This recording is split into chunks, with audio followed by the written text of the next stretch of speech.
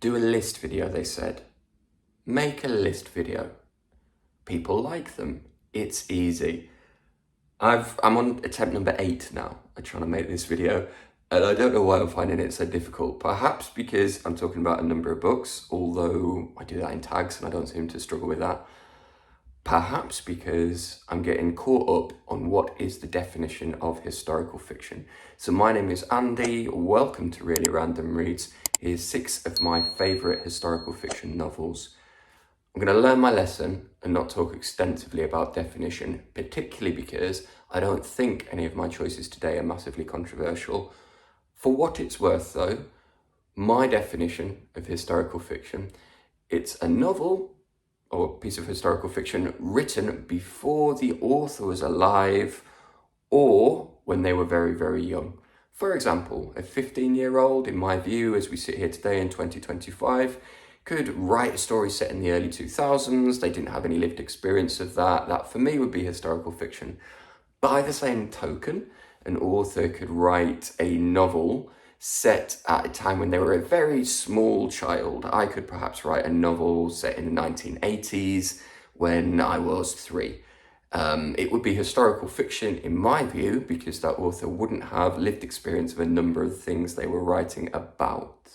For example, if that novel, if a large chunk of that novel was set on the London dating scene of the 1980s, me as a 3-year-old, I didn't have any knowledge of that. So for me, it's outside my lived experience.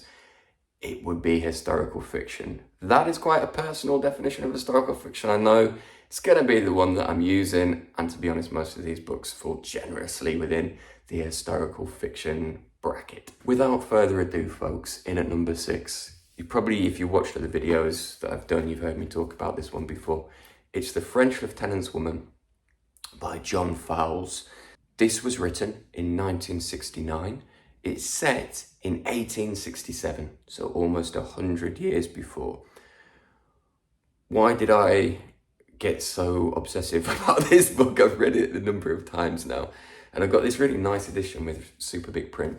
So, simple story in a sense of it's about a man and he, I don't want to say falls in love, but forms an attachment to a female character, but it's really all about him. And what John Fowles does is a brilliant job of unpicking the Victorian age, but also these characters that he has created within it. It's very clever how he does that. A criticism of this book is some people would say it's a little bit too knowingly clever, but I'll come back to that. He weaves in loads of different both fiction and non-fiction texts and resources from the Victorian age. Some really obviously, he'll put them at the start of chapters.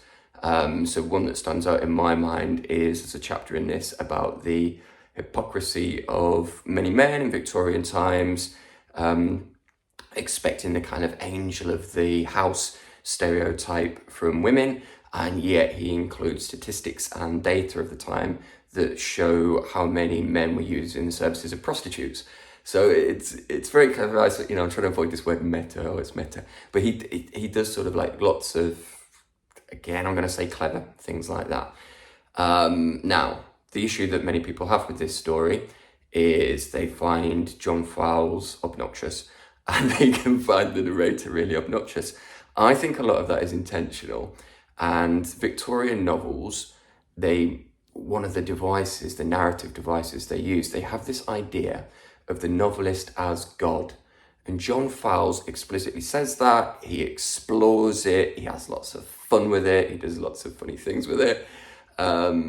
And that, to me, this is all kind of like it's happening in a knowing way. It's not somebody... It's difficult to be arrogant by design, right? Usually arrogant people, I don't think they set out to be arrogant. So I didn't find John Fowles... I don't have that criticism of this book.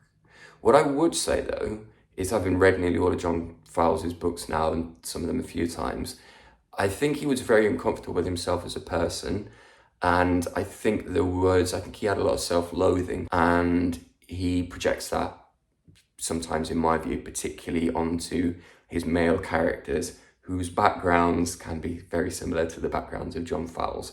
This is historical fiction, so the background is a bit murkier, but for that reason, I kind of, this kind of John Fowles being uncomfortable with who he was, and often perhaps using his books to beat himself up a bit, I don't feel uncomfortable reading that in the same way as if the writer didn't have that type of self-reflective insight.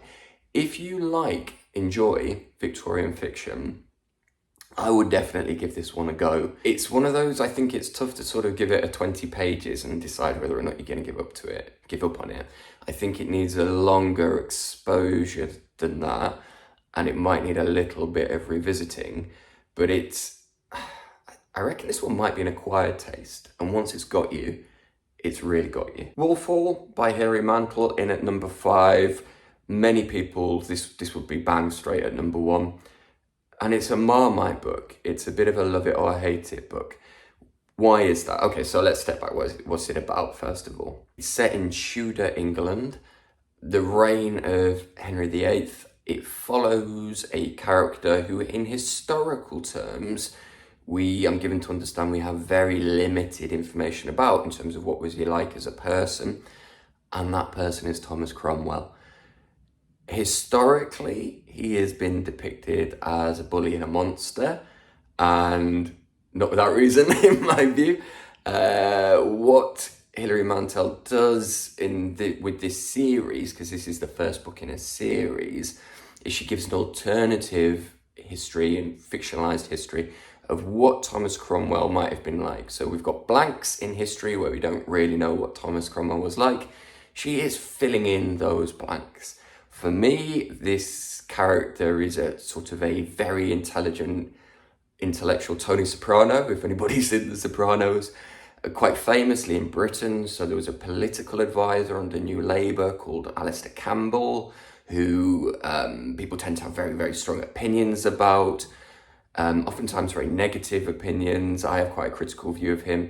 But Hilary Mantel described Alistair Campbell as being like the protagonist in this novel. So what did she say? She said, Thomas Cromwell is a bit like an Alistair Campbell in Tudor times, but with an axe. She said something to that effect. So the anti-hero type character, to me, the Tony Soprano thing comes to mind because that's an example of a very complicated character, very dark character. And what Hilary Mantel does in this story is gives you a rounded character as opposed to the 2D version. I said that it's Marmite. Why don't a lot of people get on with it? I reckon that is largely to do with the fact that it is written in the present tense. So this was a very dangerous time. Don't think that's news to anybody. Tudor England particularly, Thomas Cromwell, and the dangers that he placed himself in, being in the proximity of Henry VIII, and just playing very, very dangerous political games. So you have that danger, and in a sense, the present tense, I think as a device, can be really powerful for keeping a reader on the edge of the seat. Clues in the name, isn't it? The present, you're kind of locked into that moment. And when risk and danger and stakes are all around you, that can be very intense. Perhaps the challenge is it can be quite exhausting as a reader. This is a fairly thick novel, well, it is a thick novel, and it's one of a series, and you're reading a series of books in the present tense. It can get exhausting. I've also heard people say that the present tense, over the span of a novel, it can get boring. I get all that, but still I lost myself in it. And the most important part for me, and the thing that critics of the books usually say they weren't able to get past, was I forget it's in the present tense. I just lose myself in this story. Number 4, A Tale of Two Cities by Charles Dickens. Okay, so if I take you back for a moment to the beginning of this video, one of the thoughts I shared was that I think good historical fiction, when you're reading it, you forget it's historical fiction. You feel like you're there, you lose yourself in the story. For me, that's one of the indicators. That has this for me, except when I'm reading this, I need to not get confused about time. So if I am alive in Victorian times, and if I was reading this in 1859 when this book was published, I would have known straight away that it was set some time before, because it's set during the French Revolution.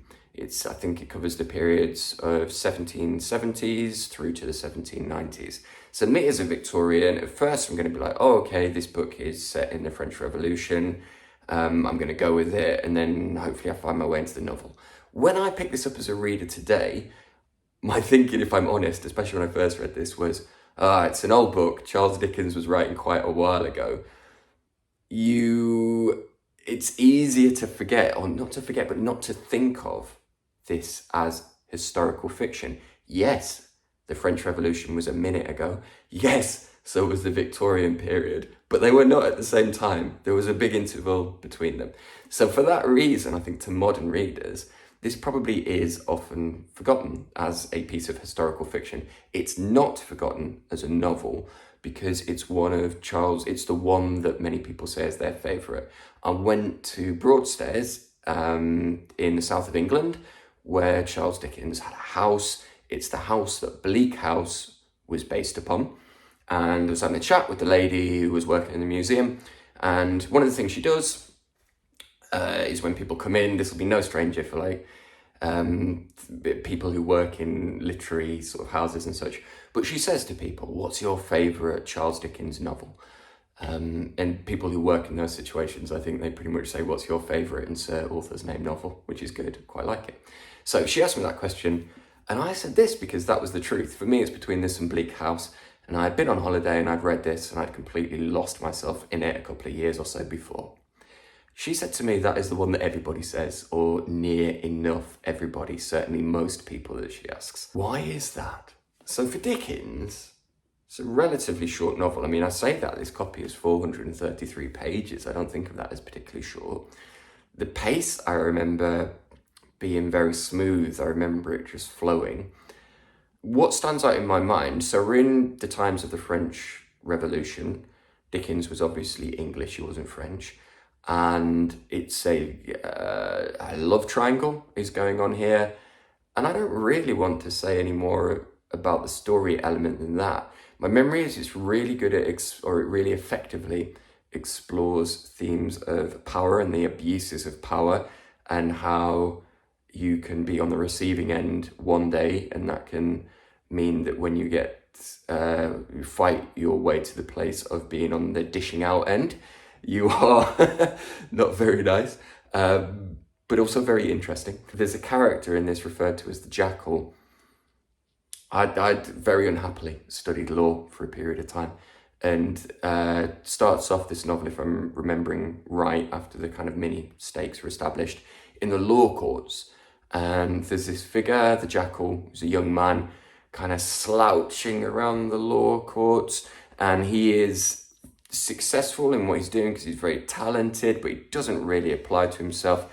It just comes really easy, and he isn't very happy. And I had known sort of people like that, people who were not in law, but just in life, people who were very, very talented, and didn't try very hard because the thing came naturally to them, and were very, weren't happy, weren't comfortable with where they were at.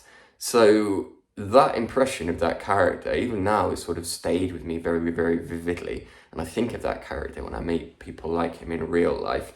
This is a very roundabout answer for why this is one of my favourite historical novels, or why this novel left such an impression of me. I do have difficulty pinning it down. Here's a thought for you. If you haven't read any Dickens, or if you've struggled to get into him before, I wouldn't start with where I originally tried to start when I was 11 or 12 or something, which was with Oliver Twist, because of the film, probably. That at the time, and I think probably in my mum's mind as well, though she said it was a very sad story and wasn't encouraging me to read this, but she or I had a perception of it, and her as well, as a kid's story. Oliver Twist, it ain't, folks. If you've tried to read it, there's nothing in there that children shouldn't read, but I think it's a very difficult novel to get into, particularly if you're a child. No offense to you if you had that experience and loved it. That's not a criticism.